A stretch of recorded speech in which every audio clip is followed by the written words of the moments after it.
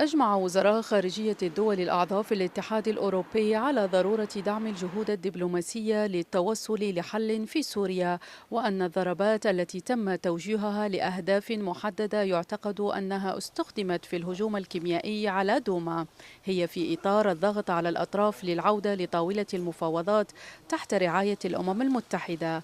الوزراء أكدوا أنه لن يكون هناك أي تصعيد على المستوى العسكري حاليا، داعين جميع الأطراف للتهدئة وفتح الطريق أمام العملية السياسية. Sur le dossier syrien, donc que ce soit avec l'Iran ou avec la Russie, on a tout intérêt à essayer de faire en sorte qu'il y ait une pression suffisamment forte pour qu'on puisse reprendre la voie du dialogue politique. C'est à la fois nécessaire sur les armes chimiques. On doit condamner l'utilisation des armes chimiques. Il y a eu un signal très fort pour montrer la ligne rouge, mais il faut maintenant un mécanisme qui fasse qu'on n'ait plus besoin de ce genre d'action, que l'on puisse vraiment lutter contre l'utilisation d'armes chimiques. Mais de l'autre côté, c'est reprendre à Genève le dialogue politique. إلى ذلك جدد الوزراء التزامهم بتنفيذ الاتفاق النووي الإيراني، مستبعدين الحديث عن أي انسحاب أو مساس ببنود الاتفاق، محذرين الولايات المتحدة الأمريكية من عواقب الانسحاب من الاتفاق على مصالح جميع الأطراف. في الوقت نفسه لم يخفي الوزراء قلقهم من تطوير إيران للصواريخ الباليستية وسياستها في الشرق الأوسط، مطالبين طهران بالوقوف أمام مسؤولياتها.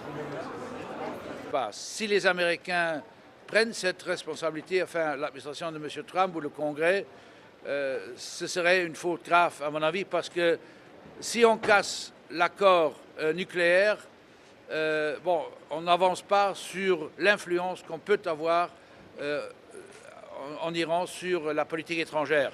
Il faut vraiment tout faire pour que cet accord ne soit pas cassé. Et dans le passé, on a toujours érigé un mur entre cet accord nucléaire et donc la politique étrangère de l'Iran. الأوروبيون استبعدوا أي تصعيد أو فرض عقوبات إضافية على روسيا في المرحلة الراهنة، رغم مطالبات بعض الدول الأوروبية باتخاذ تدابير إضافية للضغط على روسيا حول موقفها من الملف السوري وبريطانيا. دعوات أوروبية لإعادة إحياء العملية السياسية في سوريا بإشراك كل من روسيا وإيران، في انتظار معرفة موقف كل من طهران وموسكو من هذه المبادرة. نور الهدى محمد، تلفزيون سلطنة عمان، دوقية لوكسمبورغ.